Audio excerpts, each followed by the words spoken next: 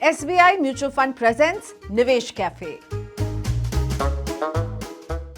अब आते हैं इसके अलावा जो प्योर निवेश है, जो SIP के जरिए हर महीने छोटा छोटा निवेश जो लोग कर रहे हैं, यही वो तरीका है जो आपको इन्फ्लेशन को बीट करने में मदद करता है।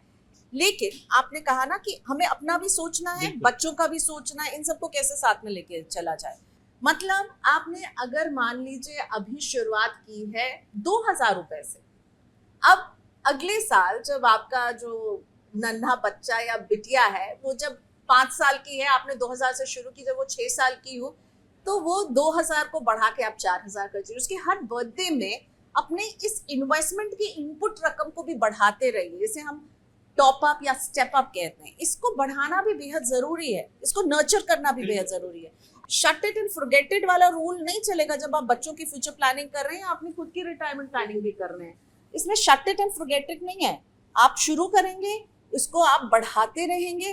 खर्चे जो हैं अगर आपको थोड़े कॉम्प्रोमाइज करने पड़े तो वो करने पड़ेंगे, क्योंकि सवाल बच्चों के फ्यूचर का है, जिससे हम में से कोई भी कॉम्प्रोमाइज नहीं करना चाहता है।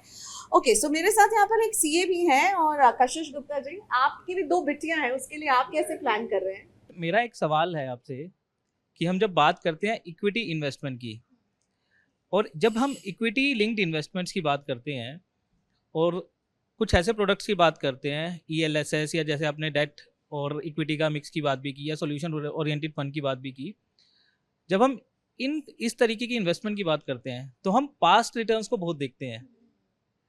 और ये हम सबको पता है कि मार्केट बड़ा वोलेटाइल है, खासकर पिछले कुछ 1 साल में जिस तरीके का मार्केट रहा है। तो अभी तो मार्केट हाई की तरफ ही जा रहा है और एक डर बना रहता है कि कभी भी वो एक अच्छा बड़ा फॉल आ जाएगा जी। तो मेरा एक मानना है कि हम जो पास्ट रिटर्न्स है उनको पैरामीटर लेके अपना फ्यूचर की तरफ नहीं जा सकते।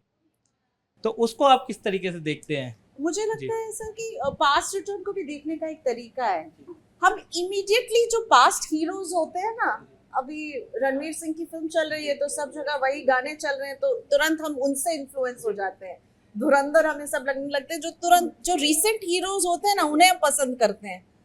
अगर हम देखिए, कंसिस्टेंसी देखें, हमको देखना होगा, जब हम पास्ट रिटर्न तो देखना ही पड़ेगा, लेकिन उसको आपको मार्केट की वॉलेटिलिटी में उन स्कीम्स ने किस तरह का प्रदर्शन दिया है, जब मार्केट नीचे हुआ फिर उससे उबरने में कितना टाइम लिया, तो थोड़ा लॉन्ग पीरियड के पास परफॉर्मेंस के चार्ट्स को देखेंगे तो हमें लगेगा जहां जो कंसिस्टेंसी जिसमें हमें नजर आती है।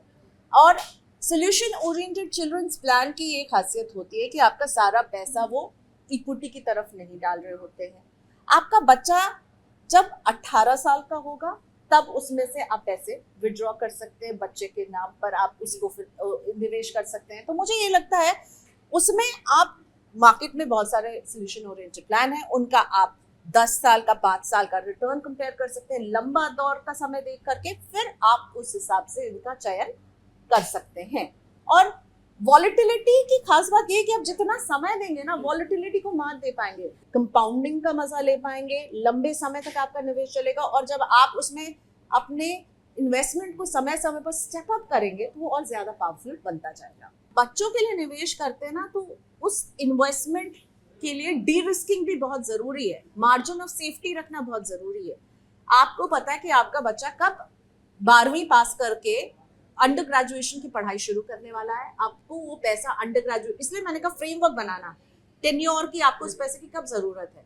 अगर उसके आपको अंडर ग्रेड में ही मोटा पैसा जो है लगाना है खर्चे के लिए, तो आपको पता है कि जब वो 12वीं किस साल में पास होगा और मुझे उस पैसे की जरूरत है, उसके 2 साल पहले से जहां आपका पैसा जमा हो रहा है उसको इक्विटी से आपको ऑफलोड करके ज्यादा सेफर जगह पे, जिसमें कि डेट फंड्स हो सकते हैं, लिक्विड फंड्स हो सकते हैं, शॉर्ट टर्म के फंड्स होते हैं, वहां पर पैसे को ट्रांसफर कर देना चाहिए। सीधा इक्विटी एक्सपोजर फिर कम करना चाहिए, डी रिस्क करना होगा अपने इन्वेस्टमेंट को, इक्विटी के एक्सपोजर को धीरे धीरे ग्रेजुअली 2 साल पहले, मैंने कहा 2 साल पहले से उसको थोड़ा सा सेफ जोन में ट्रांसफर करना होगा।